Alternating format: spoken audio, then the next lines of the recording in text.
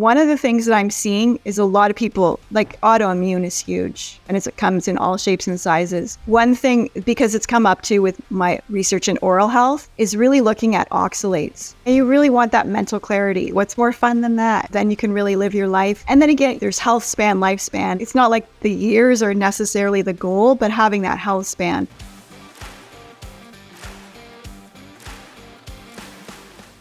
Okay, so I am super excited to welcome in a good friend of mine, Nadine, who is the founder and an entrepreneur who's founded an incredible company, which maybe I'll get you to introduce in a second, Nadine. But first, before I even jump into anything, I feel so blessed to have the opportunity to work with incredible entrepreneurs like Nadine. And I'm going to have her share her story in a second, but to continue to watch people make positive influence and change in the world, to constantly be on the bubble of what innovation and medicine and the new advancements that are coming out, but also just being a wonderful human being. So Nadine, welcome. I would love for you to share maybe a little bit about your entrepreneurial journey and how you got started. Sure. I'm really happy to be here with you and to have this moment, which is a bit of a different context because normally we're meeting monthly to talk about accounting. So this is fun. I feel like I had a little bit of an entrepreneurial spirit kind of my whole life. I had a lot of little projects when I was little, including like catching crayfish at the cottage and then walking them through the forest to the bait store to sell and different things like that. And then, but it was grade 9, we had a science fair project, and I was definitely like, my bathroom as a teenager was just covered in bottles of everything. And I'd get the hand-me-downs from the family, and I would mix perfumes, and I'd mix like things that didn't even make sense together. But I was always concocting, especially as a little girl, I would pick things out of the forest. But then I found a book for a science fair project, and it was all about making cosmetics. So it was sort of grounding in some more reality there, but I loved it because they talked about the history of perfumery.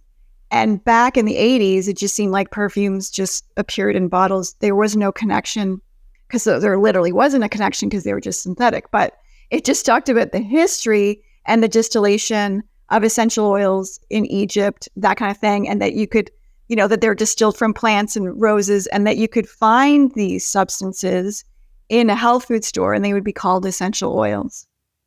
So that was sort of that first moment. And my mom, drove us to Toronto, and we went to the health food store. And that's where I got my first whiff of like orange, ylang, jasmine, like these smells that at the moment they smelled different. It's not like I knew that they were like not synthetic, I didn't know that whole thing, but they totally spoke to me in a different way. And I created the perfume. I recreated Nina Ricci's L'air de Temps with essential oils at the time. And that was super fun. Then, just having my normal teenage life. And it was like at 18, I'm off at university, bored by the school offering that day, skipping school. And I'm watching like Lisa Bonet talk about, food and how it's connected, pesticides and all these things. So this is like 1990. So it was not, we didn't talk about that kind of stuff a lot.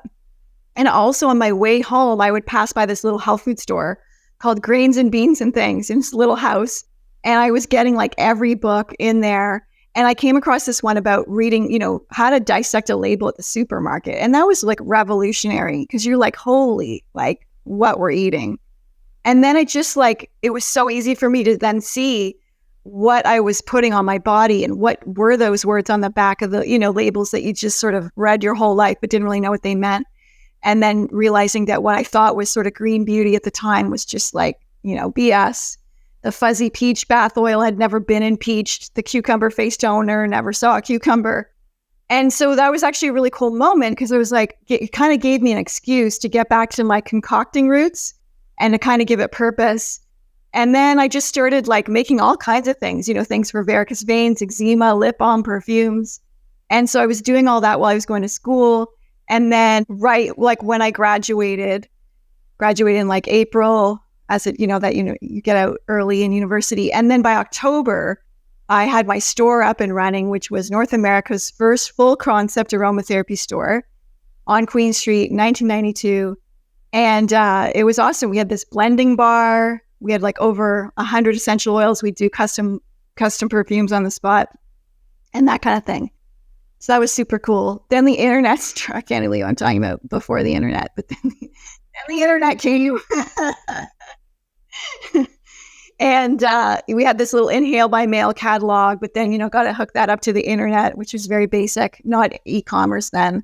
Or maybe it existed, but it was really expensive or something. Yeah, so I ran that for a bit, but also just seeing that I really wanted to move to the country, get out of the city, and really seeing that retail, like as it stood, was sort of probably having its, like, you know what I mean? That there was other things and other ways to exist. So yeah, then, obviously I'm making long story short, I meet Ron, and like I'd been really thinking about the country and the move and the house and, reading books from like the 1930s on how people got their land and integrating that all. And then Ron and I, we really envisioned for a few years and, just brought things to a new level together. And then we found our place, which is right here, which we've been here now for 17 years.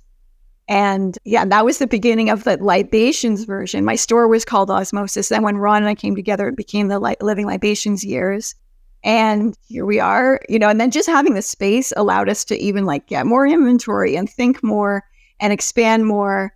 2013, we had an epic fire that we lost it all. Except like you also realize what you don't lose, which is like the business isn't just material. We had all our clients, we had that passion for what we made, which really helped us to go on. But we had like no material left of anything. Like we had like frankincense, like gallons of rosado, like the most precious substances just like gone. So yeah, we just obviously pulled together from that moment. And we were about to build our headquarters anyway, because we needed to. It was just we had just started to dig the ground on that. We made the architectural plans. But luckily that savings, because we've been saving for years to build, really helped us pull through. Because it's also in those moments when you find the strength of your insurance and all that fun stuff. And your financing partners and everything like that. Yeah. And then also we realized, we don't want to build on that part of our land. We got, we wanted to build on another part because the access for like all the truck drivers would have been better and everything. So then we got to the new spot. We built that. That was really epic. And that's when I met you in those years. And here we are. Yeah. So in your words, what does it look like with Here We Are? What have you built today? Yeah. So we had that our original headquarters was going to be like 10,000 square feet. But then luckily that time in between, we found a place that was about 5,000 square feet that we could immediately go into. And it's strange. Like we had no business materials, but nobody missed a day of work. We just got literally, it's happened on a Saturday, Sunday, the fire. And then by Monday, just the team was just like, okay, let's roll up our sleeves and move forward. So that was really great. It's like such a crazy time. Like you don't have a passport, you don't have clothing, you don't have your libations. Like we had to go to, somebody had to pick up libations for us in Toronto. So that was kind of funny. Or people were like giving me their bottles. So we had that place, which was so great. And then it was good because it also gave us sort of in real life, like here we are in a bigger space immediately. And this is what we need. And this is what the systems need, which helped us come up with, an even another plan to build the headquarters, saved up again, got that rolling. And then I think we were digging the hole or whatever that's called, so to speak, getting the driveway in like 2016. And then we're finished like 2018. And then it takes about a year to kind of settle in. And of course, now we're at the time when we're like adding little additions. But we are so thankful to have it was so fun to finally, after all these years of formulating and having a business, to really design the space that would contain us and how we flow and how we want to make things. And so we just had our own home, and the building's amazing. It won environment awards because there's some really cool things we did with the structure. And so glad that we had that before the pandemic, so that we had the space and the freshness, and we weren't in the middle of a construction project. Yeah, exactly. More chaos that you could have avoided, right? Yeah, no, that's amazing. And so maybe share a little bit about, we've learned about how you started your formulation of different products, but maybe share a little bit about the products and the solutions that you guys have and, what sort of platforms you've grown into using so that the most amount of people can get access to these. Yeah, it's interesting too because in the '90s, it was a good PR story. We had a lot of it was like on breakfast television and like Deanie Petty and those things, and there would be like articles in the Globe and Mail or whatever, and it was great. But it's so interesting to see how marketing and media changes because then, early 2000s, I'm doing like little webinar calls or, just like speaking to other people's little niches, little tribes. So maybe I'm on a call with like 100 people or, doing these different things. And then the impact was so much greater than like an article in the Globe and Mail that the whole nation would see because you're just dialing right in. So of course that grew in so many ways since the early 2000s. Including social media, which again, you have to be on top of, but it's like you don't want to have all your eggs in those baskets too, like have everything driven by that, because again, those are owned by, that sort of big tech and they've got their own agendas. So you want to have sort of the strength of the connection to your own people.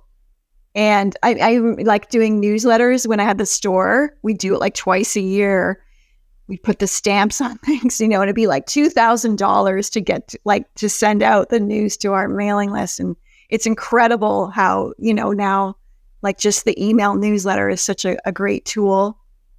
And then also, podcasts, like here we are right now, became a huge phenomenon. And I love that because that's sort of that deep style interview, the deep format, where you can really get into things and do the sort of like long form education, which I think a lot of stuff needs. So you have that deeper conversation.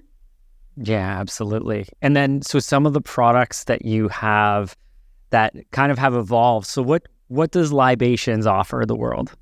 Yes. Well, libations, it's living libations, and libations, the definition is an outpouring of a nectar in honor of a deity. So we see that as sort of like, we're all kind of like libations, and it's sort of this outpouring, whether it's from the plant, offering its outpouring so that we can then, beautify our bodies. And it's in honor of the planet, in honor of our bodies. And some of my formulas are the same that I made from when I was like 20 years old. Amazing. And of course, new things have evolved. Or, if I would go through something, then I think of a product like in my 20s, when you're out on your own dental plan, not with your parents anymore, you might have a different relationship to the dentist.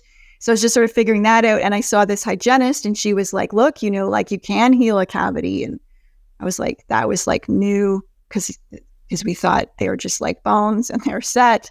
And she's like, yeah, go home, work with those things that you do and come back in 6 months and we'll x-ray. And that's what is now our Happy Gum Drops, which is this dental serum for gums and oral care. And then I wrote a whole book on dental care called Holistic Dental Care because there was just so much that we need to know on a daily basis. So they're not just like leaving it to every 6 months and then just like, going to the dentist, not sure what to expect. And so that we can understand how our bodies operate more and how on a daily level, we can do things that are really simple to just, have a better dental appointment, for example. Or when I was at university, I made products for varicose veins. I made a product called Waitress Legs because it helped with spider veins. And it was really cool because like these things worked. We had little headache remedies. So we have like things that can help solve those easy issues in the body that can sometimes bring us down. And then, just really caring for the skin, where we really have been a bit revolutionary in helping people see that oil cleansing, which is really like an ancient practice for caring and cleaning the skin. It's sort of cross-cultural, transhistorical way, whether it's from the Turkish baths where they would oil the body and then use this sort of like a knife, a very gentle, like almost like a butter knife to scrape the skin, or other countries would use like a horn that's like kind of made into like a blade, or the ancient Chinese would use a gua sha, which is like crystal, and how using oil and these tools just help cleanse the body rather than our modern story of surfactants, all these things that suds, and then they ruin the lipid layer. They ruin the natural microbiome of the skin. And then in modern times, we're just sort of in this catch-22 of dryness or acne, rosacea, and we can't seem to get a grip on it because like we're kind of assaulting the microbiome every day. So making skincare that's really compatible with the body.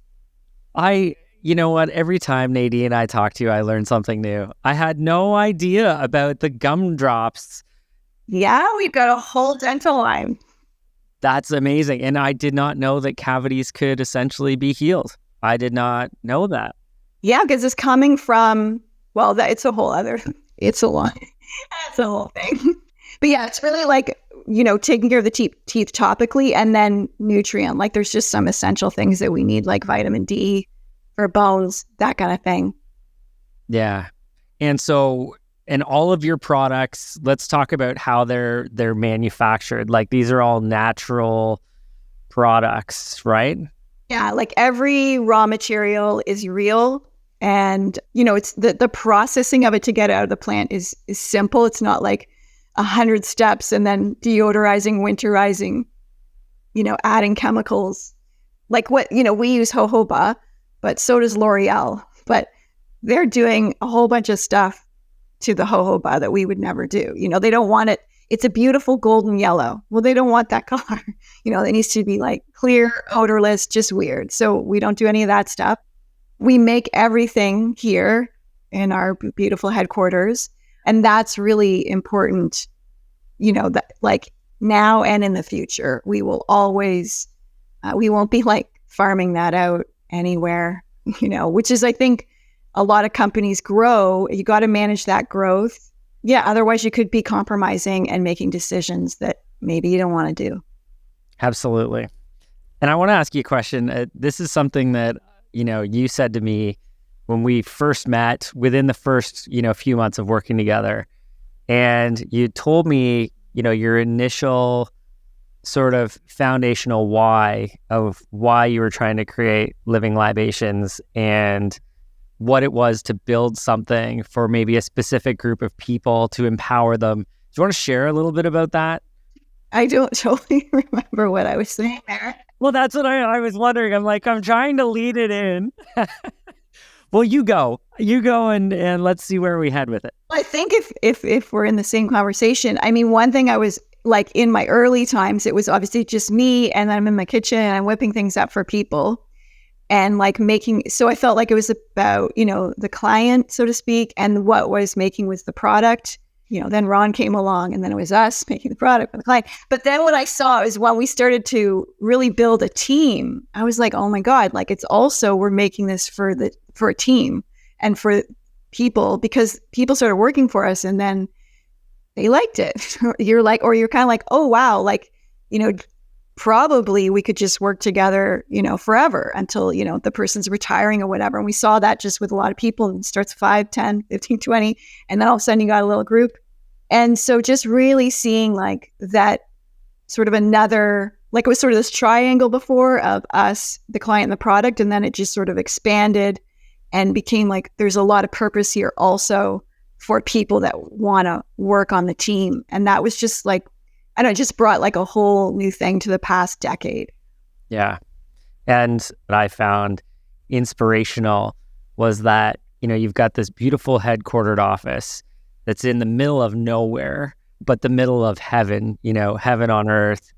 And I remember you telling me, one of your goals and objectives of creating this business that it's grown into was that you wanted to create really incredible jobs for, and specifically for women leaders as well. And I thought, incredible, one, that you're in the middle of nowhere, which is paradise, but two, that you're creating these really great paying jobs in a wonderful organization for an incredible group of people. And that was something to me that stuck with me, where I was like, I want to do the exact same thing.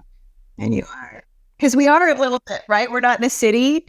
And for men, people out here, it can be a bit restrictive of where to work, right? Like a lot of men go into construction and then women are like cashiers. And there's like a whole lot more, and it's amazing. It's amazing how the people came out of the woodwork, so to speak, because, at first we're kind of pioneering here and we didn't know anybody. So it's also like finding people. And then, now of course there's a remote team, which we just had this great retreat where the whole team flew in. So everybody was together for the first time and it was really special. That's amazing. Yeah, we do the same thing. We do it. So our team is we're 93, only because I knew that from the other day, but it sounds like we're about 45 in person and the remainder are remote. So we do it annually as well. And it's, I remember the first time everybody got together. Some of these people, because they joined us from other organizations, had worked together. And the moment they came together for the first time, it was like this magical experience. So I can just imagine you felt the same way. It was amazing. And it was like that 2-3 weeks ago when the weather was like 30 degrees in October and it was like peak like autumn. So it was like amazing. We got to do a lot of our stuff outside and it was great. Yeah. Amazing. Well, you know what? It's one of those things too where, I've had the privilege to, partner with you to a certain extent and watch from the sidelines as you continue to build this wonderful organization built on so much purpose and meaning. And, I don't know, it's one of those moments where I'm like, I'm super proud to be even part of this journey to some extent. And, I know what you're building is incredible. And I definitely want the world to know what you guys are up to because, you're making a huge impact. Want to maybe just move into what our relationship looks like a little bit. Again, I know we had the opportunity, I don't know, it's been 6 or 7 years now, Nadine, which seems like yesterday, but time is flying by. One of the opportunities we had was, as you guys continued to grow and expand, was to help support with, a financial oversight perspective to say, okay, you guys keep building all of the beautiful visionary items and keep producing, and we'll just make sure that it ends up making financial sense. Do you want to speak to maybe what that relationship means to you guys? Yeah, well, obviously there comes a time in most businesses when you need the accountant. Pretty much from the beginning, really. Yeah, and I got to say, you're my favorite accountant from... Well, hopefully I'm the only one right now. Well, yeah, but I meant like, because I've been doing this since 22, so gone through a few, and you definitely make it make sense and more exciting, and like there's, the numbers come off the page in new ways. So that's really good. And you want to make sure the guardrails are in there and that there is that oversight. Again, you do all the oversight you think of, but it's just having that real knowledgeable, wise wisdom, making sure that you're making those right decisions, or like, hey, this is easier, or how about this, just different thoughts that, because we don't have that training that, you'd be into, just making sure things are okay. Are your margins okay? Or, whoa, what's that expense? So that's really good to have that oversight and to know that the accountant knows those details, not just the bookkeeping, and that you can see and spot it. And then hopefully we're seeing things before they happen. And then, really also with the government oversight, which is so dry, but necessary. Yes. Totally. Yeah. I don't want to do anything wrong there, of course. And so that's important. So, I think that working with your team has made what can be semi-daunting sometimes for entrepreneurs, because sometimes their skills are in different areas, of making it like more friendly and more just real to the feel. So I think that's been fun. Yeah, no, and always one of my favorite times of the month is getting together with you and Wanda and just making sure, I've had a few people in the past that they don't have any of that oversight and they do it annually. And all of a sudden it's a big surprise at the end of the year when they are, sort of reactive to what's happened versus, reacting to what's happening so that we can get ahead of it, right? And I think I have a relationship with a few businesses like yours, and it's a lot of fun to be part of it and just identify certain nuances where it's like, no, if we just make this shift, it'll continue to get better. So I'm super grateful for you and this relationship and the opportunity to be part of this organization, because you guys really are doing such incredible things. Now, one of the pieces that I get most excited about when we connect every month is I almost look at you, Nadine, and go, okay, so what do I need to know? What's happening in the medical world right now that I have no idea? What proactive healthcare solutions can we introduce in our lives? And I know I've changed my lifestyle, supplements, the way that I've approached proactive healthcare so much in the last couple of years because of your inspiration and your wisdom. So, looking at this and saying, here's an open opportunity to share the top things that people should know and maybe the best way that they can get themselves in their best health. Yeah, that's a good and a huge question, of course. I know. Open-ended to say, you should share with what you want to share. Of course, there's always another supplement or another whatever, and that exists. And that's good. But I like to take it back a bit further. And really the general sort of thesis of my book, Renegade Beauty, is stepping back and connecting, sounds big, but, connecting with the elements of the cosmos. So that's sort of like as a foundation, because it's not really another bottle of anything or another piece of food that's actually going to kind of, be the whole thing. So, it's like the sun, engaging with the sun, not being afraid of it. I have a whole chapter on how to interact wisely with the sun, how to, get the sunbeams on your skin without the wrinkles, and water. So hopefully you can jump in a lake or an ocean sometimes, but just, using hot and cold for bathing. Maybe you need a shower filter. Maybe you want to add some Epsom salts or magnesium salts to your bath. So engaging with water in that way. And then air. There was a president, I forget who, Jefferson maybe, he would just open the windows and sit naked and share an air bathe.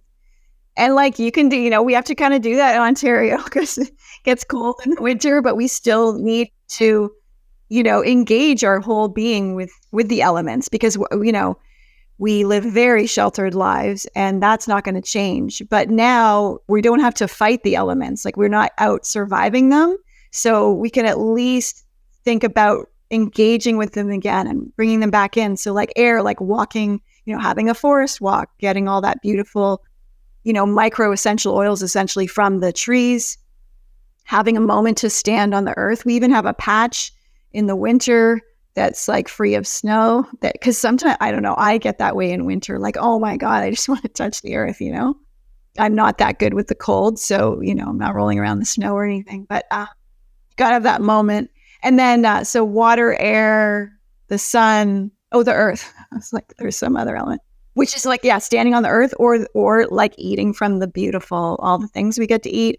And of course, anointing ourselves in sort of the bounty of what the earth makes is just kind of a priori way to think about the elements and know that that's really communicating with our beings and should be communicating with our beings, even though we're kind of living these more sheltered lives. So that's key. So what does that look like? We have suggested some examples, but that's maybe if you can get up or if you're seeing this, if you are up at sunrise, go have a look at it, and then the first half hour, you can look right at the sun, and there are cones in our eyes that have nothing to do with vision. And their whole job is to get light information from the sun and drive that into the mitochondria, because all of our cells are really on a circadian rhythm. So our cells are still working with the circadian rhythms of the universe, So we've got a superchiasmatic nucleus in the center of our brain that is fully activated by light, turns on our brain. And so we want to get that going because there's not enough stuff inside to get that going. There's not enough supplements to get that going. Or there's no blue light in nature at night. The moon doesn't have blue light. So at night, we only have red light bulbs if the lights are on. So it's all just red light. And, and then we use blue blockers if we're looking at our phone or whatever. So that can really help stress levels and circadian rhythms. Or even if you wake up in the middle of the night to go to the bathroom, have red night lights. If you need to check your phone, there's a way you can kind of make this red screen. You can just look it up online. or literally put your blue blockers on to check the time, because that 1 second will zap like 30 to 70% of your melatonin. And that's what we need at night. And the other cool thing about getting in tune with the rhythms is morning light. So again, you can look at the sunrise, but just being out, walking your dog. It's not like about sunbathing. It's literally being outside. That's when the red light, the infrared is strong. And there's studies that show that helps with your health, your immune system. And this is before the vitamin D comes in. And what's also cool is that so we got the melatonin secreted from the pineal gland at night, but if you get that morning light, or you can use a red light device, there's a lot of those. One of my favorites is this BioLight, which is a mat, because you don't want to do those panels and stand in front of them. That's just boring and it's no fun. But there's a mat, so you can like use it like a blanket. You could do yoga on it. And anyway, so if you get red light from outside, or literally red light, then that creates an intracellular melatonin. It creates melatonin inside the mitochondria, which is actually the bigger melatonin story in your body. And that we use that all day long to convert when energy is converted into mitochondrial energy. That melatonin in the cell is there to act like a cooling fluid. And it's so essential for health. And we're literally cutting that off by not engaging with red light in the morning, and then by blue lighting it, for many hours at night. So that's something so simple that's pretty accessible for people. That's amazing. So the red light, so is that where like an infrared sauna, would that also be helpful in the morning? That's going to get you the infrared, but not the light part. So I would look more, there's so many kinds of devices now, and there are the panels. I'm just like, they seem a bit like 10 years ago. There's some other options. And there's literally just like the sun. But of course there are and even being outside in a cloudy day there is still, the information is out there. So you don't have to be discouraged by that. But obviously it's way more exciting when the sun is shining and you're feeling that whole thing. And that also, because like when I was a kid, I loved feeling the sun. Sure, I got burned. I did things. I wore baby oil, whatever. But I always was like, even though there was all these people saying like no or whatever, I was like, but it feels good. It feels right. And it is uplifting. So then I just in my 20s just set out to explore, like, I'm sure it's right. And of course, our skin is literally designed to engage with the sun's rays. We literally create vitamin D, and you can take it, and we definitely need to in Canada in the winter, because I get it in my body all summer. I have an app called D Minder, and it tells you your running total of vitamin D, because it's a living molecule that will go up and down. So you can't just take a bunch and be done. And I definitely run out we've got till the 31st, then the vitamin D leaves for 3 months. And then I'm depleted usually by December. That's when I'll start supplementing. But the engagement of the sun on your skin is creating a water-soluble form of vitamin D that creates a healthy cholesterol sulfate. You're creating antimicrobial peptides. It is so essential for our health and for our bone health, for our teeth, for our skin, for our whole immune system. So it is important to engage with the sun. You just want to do it wisely and at the right time of day and that kind of stuff. Yeah. And you and I talked about this a couple months ago too. I knew I take vitamin D supplements as well. And I said to you, Nadine, it's really weird. Ever since I've been taking these vitamin D supplements, I go out in the sun in the summertime and I never burn. I'm like instant tanned. And why is that? When we do have more sufficient D, we are better in the sun, that relationship. Also, side note, melatonin. When we have ample melatonin, we don't burn in the sun. So you can even take it before you suntan. I know people take it at night, but I've been exploring this whole daytime because we do produce it in the day. And you literally won't burn if you take it. It's like a sun protection thing. It's so cool. Yeah, way better than sunscreen. Yes.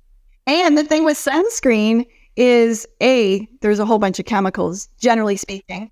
We do make a zinc one so zinc works as it reflects the rays, so they kind of bounce off your body, but you don't get anything, right? That's like a block. It's a block. And then there's that whole SPF world of sunscreens and all that, which is only a thing that can be categorized with chemicals anyway. And like oxybenzene, one of the main ingredients, isn't carcinogenic until it's exposed to light. Oh, there's all that stuff. So that aside, what sunscreen also does is you're receiving the rays separated. So it separates UVB from UVA. And then you don't get any UVB, which is the vitamin D generating ray. And these kind of ultraviolet partners, they need to kind of be together, because when we just receive UVA on its own, that is damaging to the skin. So you're putting on the sunscreen, you're getting the chemicals, you're just getting UVA, which on its own can create skin damage, and you're not getting any vitamin D. So it doesn't make sense. Damn. I hate that. Another question related to this, a lot of people who are following this show and are part of my universe, a lot of high performers. And, aside from that sun vitamin D component of getting energy in the body, what are some thoughts for you on how we can continue to have high energy levels? Yeah, great question. Everybody's looking for more energy. Side note, the ancient Greece, the ancient Olympians, they had all their gymnasiums outside because they knew if they worked out in the sun, they would have more muscle tone. So it's a side note. Energetically, the red light and sunlight will create more energy. And then, water is pretty key. Like, you can't just be drinking municipal tap water, and then everybody's different with diet. But I think one of the things that I'm seeing is a lot of people, like, autoimmune is huge, and it comes in all shapes and sizes. One thing, because it's come up too with my research in oral health, is really looking at oxalates. And I say that because, like, as the past 30 years, we've been eating more healthy, quote unquote, we're getting a lot of foods that we're eating way more rather than just like how we used to eat them. Or we eat some things in the summer and then we'd eat seasonality, or you know what I mean? So you wouldn't get it all winter. And so oxalates are kind of in everything. And we're eating, green smoothies with like spinach and almond milk. And that literally oxalates are an anti-nutrient. And so they're like shards of glass in the body. So for example, 85% of people over 50 have tons of oxalate shards in their thyroid. And maybe it's manifesting as kidney stones or arthritis or eczema, psoriasis, general aches and pains, or all that kind of stuff.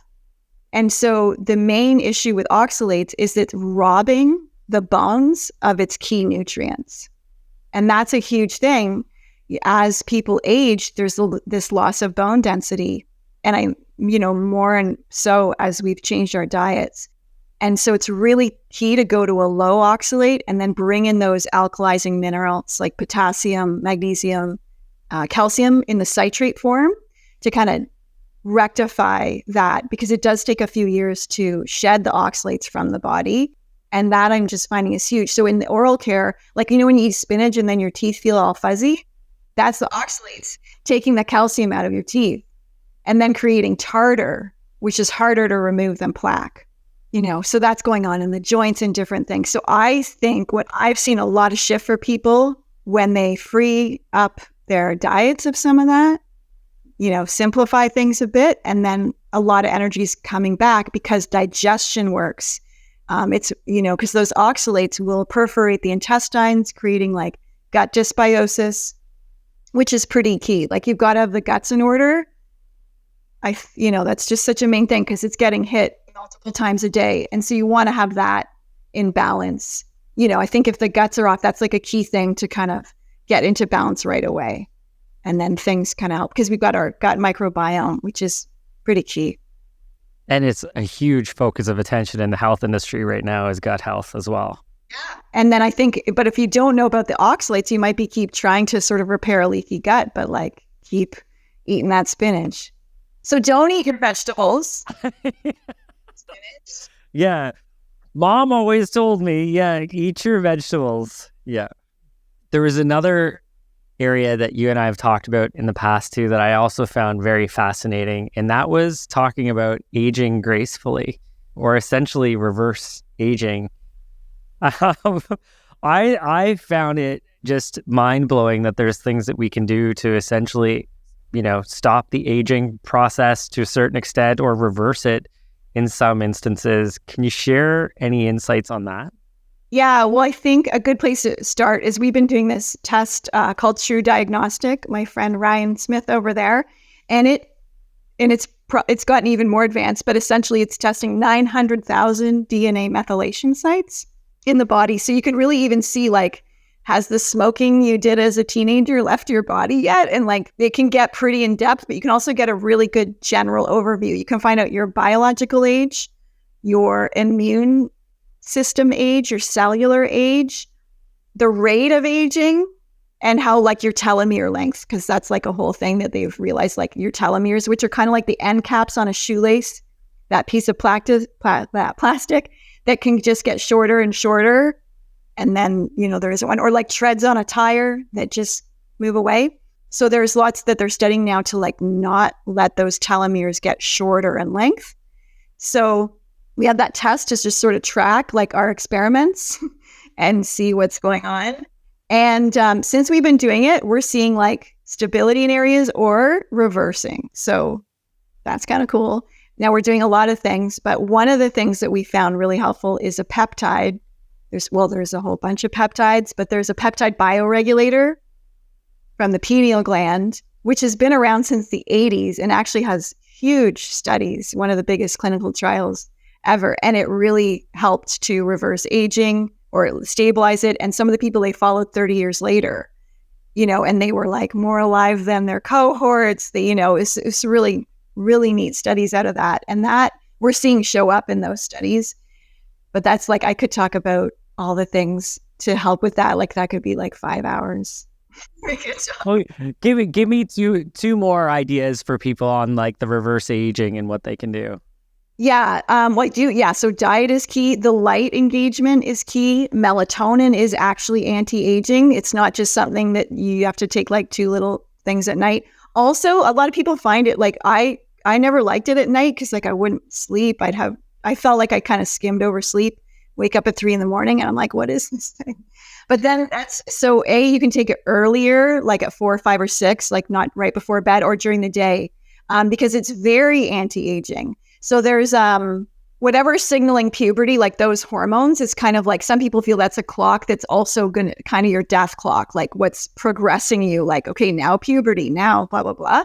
So in midlife, whatever that is, but there is those hormones start to kick into high gear, maybe signaling, the time, the other clock. And so the melatonin acts like a douses those hormones. And so it's very like, it's very anti-aging. It's very antiviral. So that's just because I mentioned it, I thought I may as well say it again, because it's literally part of an anti-aging protocol, I feel. Eating right, whatever that is for you, like, again, because it can get really confusing out there. But we do need to make sure we're getting proper fat and protein. And we need more protein as we age. And we're also really learning a lot about the sort of the muscle skeletal situation. So your muscles and bones, very interconnected. And the muscles are very interconnected to the endocrine system, which is our hormone system, which, of course, for men and women, there's a lot of shifts. Things start to fade. But if you can keep the muscles going, that keeps the endocrine system going. And of course, things like checking your grip strength, these are things, a very simple test that you can see how you're doing, because we got to keep our bones and muscles going. There's like a statistic, something like if you're over 60, if you're a woman over 60 and you fall, like kind of a 1 in 5 chance of dying, because the bones in that fall, right? That's like your hip replacement, but then that can lead. Now you're not going to die right away, but that like could just be kind of, right? Then you've lost your independence, your mobility, and, kind of a slippery slope from there. So, and we just found out, so to speak, that muscles are an organ. So, science is still learning a lot or whatever, but we do know we got to keep strong, and whatever that means for you as an individual. Yeah. And it's so powerful. And I remember you and I started talking about the reverse aging maybe a year ago. And I remember, that night I had some dinner with some friends and I was like, I had the most fascinating conversation today about reverse aging. And all of these men in their 40s all looked at me and they're like, so what do we do? What do we do? And I was like, well, I'll let you know more as I continue to learn about this. But yeah, continuing to make sure that we have the nourishment our bodies need for bone strength is huge, and continue to be strong. And Yes, that's why oxalates, I do feel like I'm, speaking not on behalf of the vegetables, but because like we kind of need to know that, because we've gotten so many of those foods now in our diet and we really think they're awesome, like, almonds and almond milk, and of course the whole spinach and kale thing. So that's why I do mention that. And of course, I'm not even mentioning, like, obviously we don't want to be like having Coca-Cola and smoking vapes, Hopefully we're already past that stage.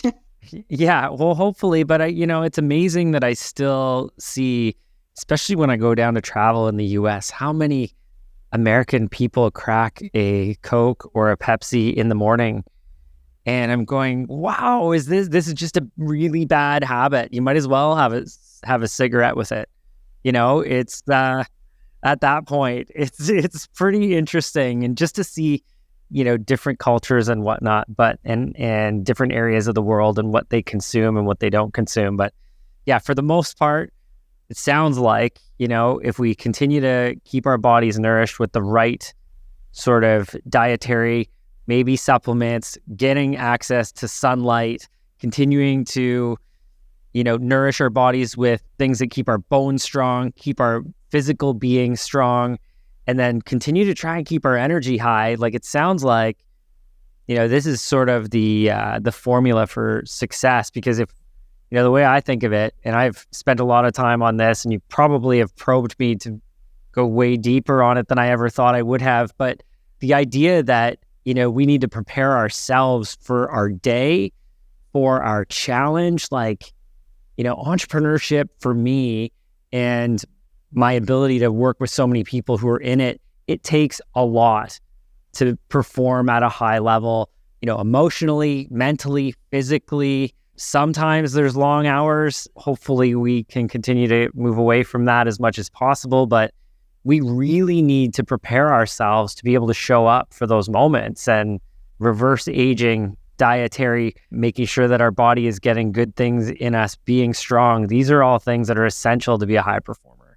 Mm-hmm. And you really want that mental clarity, what's more fun than that? Then you can really live your life. And then again, it's like there's health span, lifespan, and, it's not like the years are necessarily the goal, but having that health span. I like to sort of like look ahead like 50 years and then kind of reverse engineer it. So I feel like when I got to 50, I was like, okay, like, what are we looking at? Like 100, how am I moving around the land or home? And then like, I don't want to lose any mobility. So then like just starting to reverse engineer that image or like that, because I want to be able to do it all. Of course. Yeah. And it's interesting. And my grandfather is one of my favorite people in the world. And he's 94 and sharp as a tack mentally, but gave up his mobility probably 20 years ago. But now it's kind of funny, sort of, that he drives around a scooter in Bobcaygeon now and goes through the Tim Hortons drive-through. He's found his space to be able to be mobile without the use of his legs. But, it is unfortunate for him that he let that physical component go, because he's such a strong man. And, you just lose a little bit of your freedom when you're unable to move around. I think in today's age, it's so easy, like I had to definitely think about how I want to move and like, what's the good ROI on the movement, because like for time, and we can just literally get, just be at our computers, especially, or an entrepreneur, you could be like servicing so many other areas except for yourself. And again, we like, the amount of movement we must have had like 10,000 years ago. So like, we can't even imagine like what, to be in that kind of, like, I think we'd have to kind of retire and be like fitness instructors or something to really get that movement we need. So it's like looking at the ways to like bring movement in. And that's like looking at also like cellular movement, right? So it's not always about like moving, jogging, but how are those cells moving? And that's where, I think sometimes with the biohacking, like something I haven't mentioned, like the PEMF, which is the pulsed electromagnetic frequencies, which there's so many varying devices out there from small to large, but that really is moving the cells, the mitochondria, and the bones are piezoelectric. So you can literally, if you have a strong enough machine, you can feel the bone density change, which is pretty cool. I just met a wonderful lady. She's got a company in the US, and I know you and I have a connection to Tony Robbins because one, I worked with him, and two, I think you're fascinated because he always seems to have the next level device and testing it. And her device is an electromagnetic chair.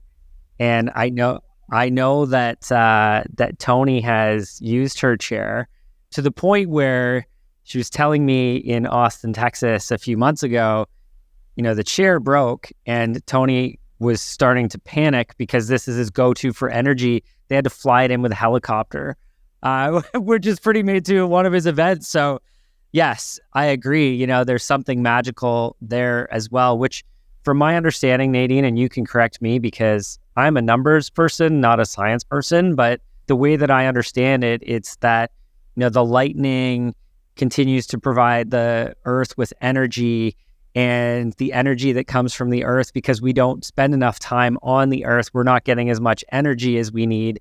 And this is a device that kind of helps elevate that up. Am I doing a decent job with that? Totally. Yeah, you totally are. And that kind of brings back to like that, where I was saying we've got to engage with the elements, because most of the biohacking devices, or, whether it's, you can do oxygen, hydrogen. So there's the air, you've got like, the pulse electromagnetic frequencies, the lights, so the light's concentrating kind of like the sunlight thing, but exactly. So the PEMF is giving you that earth energy, exponentially, still got to get your feet on the ground sometimes, but it can give you that. And we're surrounded in the EMF.